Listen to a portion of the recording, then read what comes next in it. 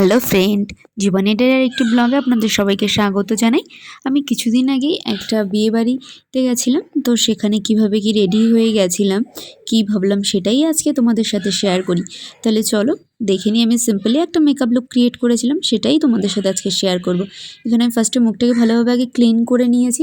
তারপরে এখানে আমি বায়োটিকের কিউকাম্বার টোনারটা ইউজ করছি। এটা দিয়ে মুখটা শুকানো অবধি একটু ওয়েট করব। তারপরেই আমি এখানে ময়শ্চারাইজার হিসাবে আমি এখানে বেবি জনসন ময়শ্চারাইজারটা ইউজ করলাম। বেবি জনসনের ক্রিমটা আমার এটা খুবই ভালো লাগে। তারপর ওটা কিছুক্ষণ মুখে থাকার পর একটু শুকিয়ে যাওয়ার পর আমি এখানে ব্লু হেভেনের জেল বেস প্রাইমারটা ব্যবহার করলাম। এটা দিয়েও কিছুক্ষণ ওয়েট করতে হবে। তারপর আমি এখানে ফিটমি ফাউন্ডেশন ইউজ করেছি। এটা আমার সারা মুখে ডট ডট করে লাগিয়ে নিয়েছি। তারপর এখানে বিউটি ব্লেন্ডার দিয়ে ভালোভাবে ব্লেন্ড করে নিলাম। আর প্রথমেই এটাকে এই বিউটি ব্লেন্ডারটাকেই আমি ভালোভাবে জল দিয়ে ধুয়ে এটাকে শুকিয়ে নিয়েছি, মানে চিপে নিয়েছি যাতে একটু জল না থাকে। তো ভালোভাবে ব্লেন্ড করে নিয়েছি। তার সাথে সাথে গলাটায়ও কিন্তু মেকআপ দেওয়াটা অতটাই জরুরি, না হলে মুখ পরিষ্কার গলাটা কালো লাগে। এটা মেকআপটা করার পর দেখতে খুবই বাজে লাগে। তাই আমি সাথে সাথে গলায়ও দিয়ে নিলাম, দিয়ে এটাকে ভালো ব্লেন্ড করে নিয়েছি। তারপরে আমি এখানে কনসিলার ইউজ করলাম। কনসিলারটা দিয়ে আমি রীতিমতন আমি নিজেকে নিজেই দেখে ভয় পেয়ে গেছি, ভূতের মতন লাগছে। যাই হোক, তারপর সেটাও ব্লেন্ড করে নিলাম ভালোভাবে। ব্লেন্ড করার পর আমি এখানে একটা আইশ্যাডো নিয়েছি। তার ভিতর থেকে যে পিঙ্ক কালারের আইশ্যাডোটা, সেটা আইল্যাটে আগে দিয়ে নেব ভালোভাবে। পুরো আইল্যাটটায় সেটাই আগে অ্যাপ্লাই করব। দেখুন, এই যে আমি ভালোভাবে অ্যাপ্লাই করে নিয়েছি হালকা পিঙ্ক শেডের আইশ্যাডো, কারণ এটা আমার শাড়ির যে কালার সেই হিসাবেই আমি করেছি। আর এখানে তারপর আরেকটা আইশ্যাডো প্যালেট থেকে হালকা যে পিঙ্ক কালারটা, সেটা দিয়ে নেব। সেটাও চোখের যে কর্নারটা সেটাকে ভালোভাবে ব্লেন্ড করে দিলাম। দেখুন, এইবার ওই আইশ্যাডো প্যালেট থেকেই একটা গোল্ডেন কালারের যে আইশ্যাডো ছিল সেটা লাগিয়ে নিলাম। এটা আমি হাত দিয়ে নিলাম। হাত দিয়ে এবার এটাকে ভালোভাবে ব্লেন্ড করে দেবো। দেখুন জি, কত সুন্দর একটা কালার এসেছে। তারপর নিচেও একটু পিঙ্ক কালারের আইশ্যাডো দিয়ে নিলাম। তারপর এই চোখটাও আমি এভাবে কমপ্লিট করে নিলাম।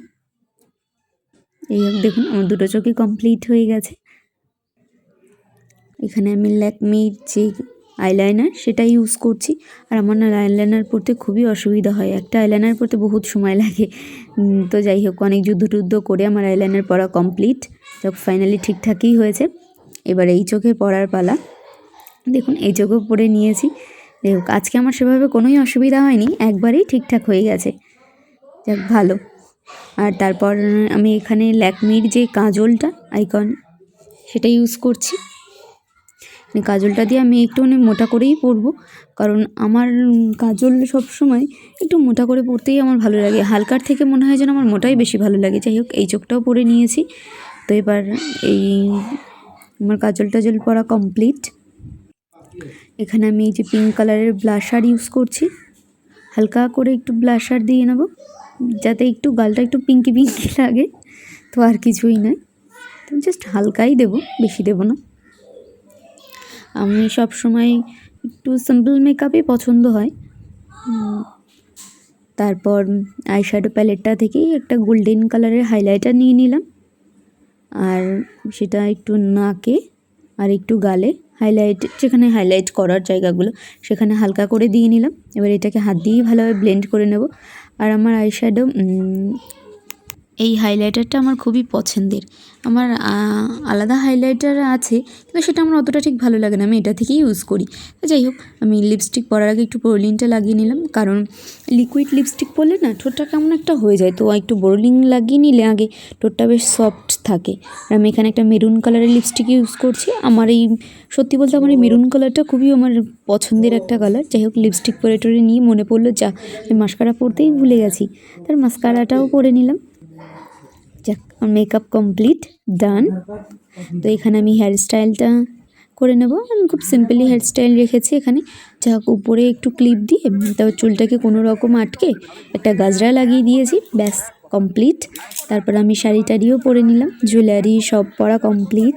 তো আপনাদের কেমন লাগলো আমার এই লুকটা অবশ্যই কিন্তু কমেন্টে জানাবেন। আর আমার এই লুকটা যদি আপনাদের ভালো লেগে থাকে তাহলে আমার চ্যানেলটিকে লাইক, ফলো, শেয়ার করবেন। ও আর একটা কথা আপনাদের সাথে আমি এখানে শেয়ার করে রাখি, আমি যেহেতু এটা দিনের বেলা ভয়েস ওভারটা দিচ্ছিলাম, তো এখানে অনেক গাড়ি ঘোড়ার আওয়াজও হতে পারে। আর তার সাথে আমার মেয়েও আমার বাড়িতে রেন্টে যে থাকে তার বাচ্চাটা দুজনেই খেলা করছিল, তো এখানে অনেক আওয়াজ হতে পারে, তো তার জন্য সরি। তো টাটা, বাই বাই, দেখা হবে নতুন কোনো এক ভিডিওতে। সবাই ভালো থাকবে।